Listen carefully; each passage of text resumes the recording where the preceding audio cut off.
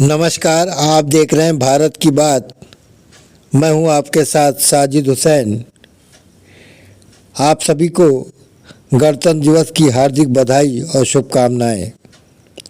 खबर अयोध्या से है, जहां पठन टोलिया अमानीगंज मदरसा हनीफिया तालीमुल कुरान में पूरे उत्साह के साथ झंडा फहराया गया। मुख्य अतिथि के तौर पर इंडियन यूनियन मुस्लिम लीग के national assistant secretary doctor Najmul Hasan Gani ने झंडा फहराया। जहां मीडिया से बात करते हुए उन्होंने कहा कि दुनिया में तालीम हासिल करना बेहद ज़रूरी है। इसके बगैर इंसान की ज़िंदगी एक काल कोठरी के बराबर है। तालीम हासिल करके आप इस देश प्रदेश ज़िले का नाम रोशन तो कर ही सकते हैं, साथ ही अपने समाज और अपने माँ बाप और अपने परिवार का भी नाम रोशन करते हुए देश में विकास ला सकते हैं। और ये सब कुछ बिना तालीम के नहीं हो सकता। इस मौके पर मौलाना ज़मीर अहमद ने बच्चों को बताया कि आज का दिन बहुत ही ख़ास है कि आज़ादी के बाद आज 26 जनवरी को अपने देश में और अपने देश का कानून लागू हुआ था, इसलिए आज का दिन बहुत ही ख़ास है।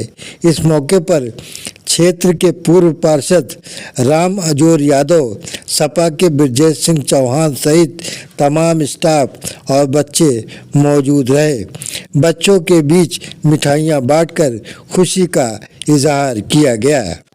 आज संविधान दिवस से क्या पैगाम? 26 जनवरी ये मुल्क 1947 में 15 अगस्त 1947 में आजाद हुआ था। 26 जनवरी 1950 में एक संविधान बना था जिसको मुफ्ती उबैदुल्लाह सिंधी और मौलाना मोहम्मद इस्माइल साहब और डॉक्टर भीमराव अम्बेडकर को उन्होंने चेयरमैन बनाया था। वो एक कॉन्स्टिट्यूशन कमेटी बनी थी।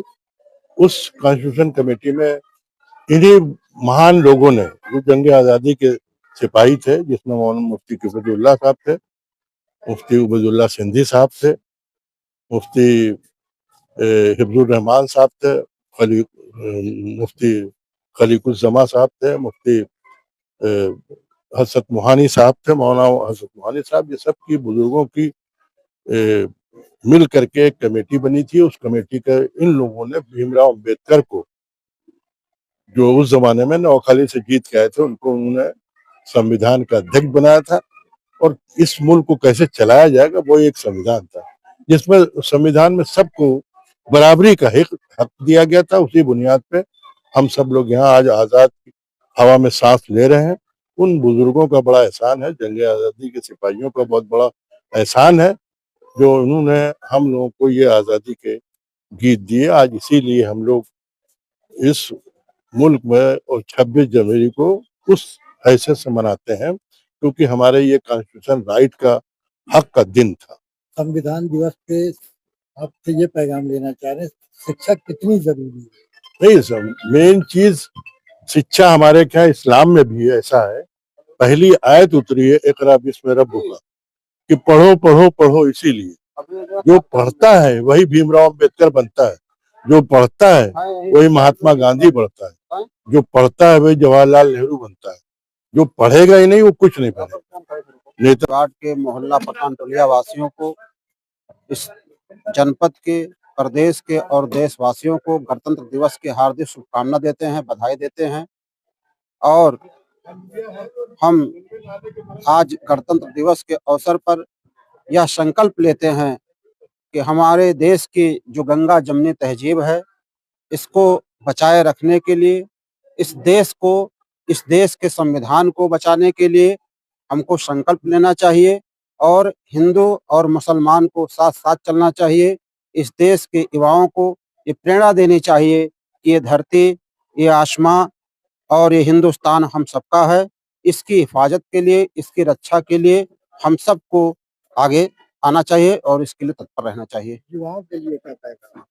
युवाओं के लिए यही पैगाम है कि आज की जो सियासत है, जो हिंदू और मुसलमान को बांट करके, मजहब और संस्कृति को बांट करके लोग अपनी राजनीति की रोटी सेकना चाहते हैं, उससे दूर हट करके इस देश के लिए, इस धरती के लिए, इस देश के संविधान के लिए सबको एकजुट होकर के भारत माँ की रक्षा के लिए और इस देश को बचाने के लिए काम करना चाहिए। ऐसा देखा जाता है संविधान बचाओ कार्यक्रम करना पड़ता है। संविधान बचाओ मतलब क्या खतरे में है संविधान? जिस तरह से आज की सियासत के जो हुक्मरान हैं, जिस तरह से देश की अस्मिता को बार-बार चोट पहुँचाते हैं, हिंदू और मुसलमान के नाम पर लोगों को बाँटने का प्रयास करते हैं।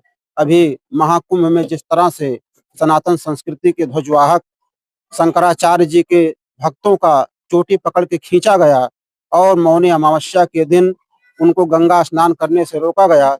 ये क्या है? ये संस्कृति पर प्रहार नहीं है और ये संविधान के विपरीत है। संविधान, इस देश का जो संविधान है, बाबा साहेब का जो संविधान है, वो सभी धर्म, जात, मजहब, संस्कृति को मानने वाला है और अपने-अपने हिसाब से सबको पूजा करने का और इबादत करने का अधिकार देता है।